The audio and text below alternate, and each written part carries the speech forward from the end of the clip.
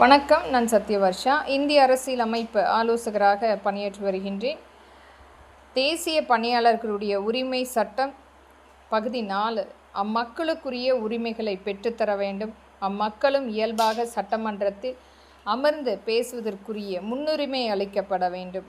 அம்மக்களை இன்றைக்கும் புறக்கணித்து ஒரு மிகப்பெரிய அளவில் அவர்களுடைய வாழ்வாதாரத்தை தடுத்து இன்றைக்கு ஒரு ஏற்றத்தாழ்வான மிகப்பெரிய அளவில் நடந்து கொண்டிருக்கும் வன்முறை என்பது பணக்கார வர்க்கங்களுக்கு மிகப்பெரிய அளவில் அனைத்து செல்வங்களுமே கிடைத்து கொண்டிருக்கின்றது. இன்றைக்கு ஒரு ஏழ்மையில் வாழ்கின்ற அனைத்து மக்களுக்குமே அவர்களுடைய உடைமைகள் பறிக்கப்பட்டு ஒரு அரசியல் ரீதியான ஒடுக்குமுறை ஒவ்வொரு இடத்திலுமே வந்து கொண்டிருக்கிறது. அதை தன்னிச்சையாக தட்டி கேட்கக்கூடிய நபர்களை இன்றைக்கு தேச விரோதிகள் என்றும் ஒரு மிகப்பெரிய அளவில் குற்றங்களாக கொண்டு வந்து மிகப்பெரிய ஒரு அடுக்குமுறை இன்றைக்கும் நடந்து கொண்டிருக்கின்றது. தீவிரவாதிகளாக சித்தரிக்கப்பட்டு அவர்களுடைய குழந்தைகள் மற்றும் குடும்பம் சொந்தங்கள் அனைத்துமே மிகப்பெரிய அளவில் ஒவ்வொரு அரசியல் ரீதியான ஒடுக்குமுறை நடந்து கொண்டிருக்கின்றது.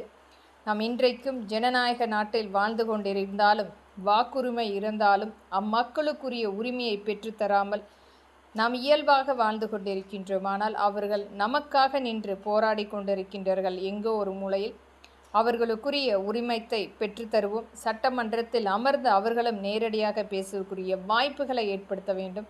இன்றைக்கும் பெண்களுடைய பாதுகாப்பு இல்லாமல் அவர்கள் இழந்த எத்தனையோ அவர்களுடைய உடைமைகள் மற்றும் மானம் மற்றும் அவர்களுடைய சொத்துரிமை அனைத்துமே இழந்தாலும் இன்றைக்கும் மீட்டெடுத்து கொடுக்க முடியாத அளவுக்கு அரசாங்கத்தினால் எத்தனையோ புறக்கணிப்பு அனைத்தையுமே இன்றைக்கும் சகித்து கொண்டு என்றைக்காவது அவர்களுக்குரிய நீதி கிடைக்குமா என்று காத்து கொண்டிருக்கும் அம்மக்களுக்குரிய விடுதலைக்காக என்னுடைய பதிவு ஒவ்வொரு நாளுமே இது முழுமையாக அடுத்தடுத்து நாம் கண்டிப்பாக பதிவிடு செய்வோம்.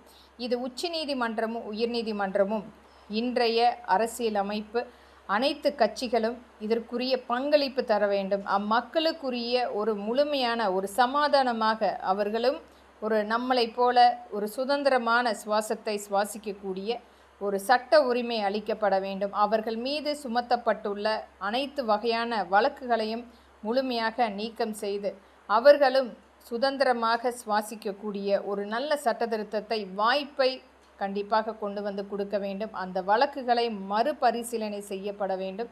இதை அனைத்துமே ஒரு சட்ட திருத்தமாக கொண்டு வரும் பொழுது அவர்களுடைய வாழ்க்கையும் இயல்பாக மாறுவதற்குரிய வாய்ப்பு கண்டிப்பாக அமையும். அவர்கள் குழந்தைகளும் ஒரு நல்ல கல்வி திறனை பெற்று வாழ்வதற்கும் அவர்களுடைய